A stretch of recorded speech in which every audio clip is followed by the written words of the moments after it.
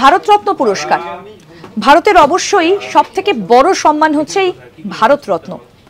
বলতে পারেন কোন বাঙালি প্রথম ভারতরত্ন পুরস্কার পেয়েছিলেন এবং কবে, তিনি কে? আসুন এই প্রশ্নগুলোর উত্তর দিই।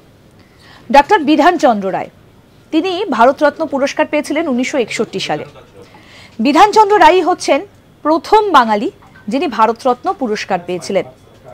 1961 সালে এই পুরস্কার পান ডক্টর বিধানচন্দ্র রায়।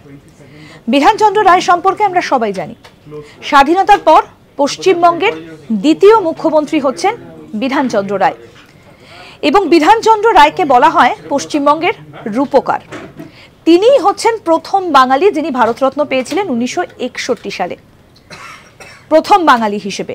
তারপর তো আরও অনেকেই এই ভারতরত্নের তালিকায় নিজের নাম লিখিয়েছেন, কিন্তু বিধানচন্দ্র রায় হচ্ছেন প্রথম বাঙালি যিনি ভারতরত্ন পেয়েছেন।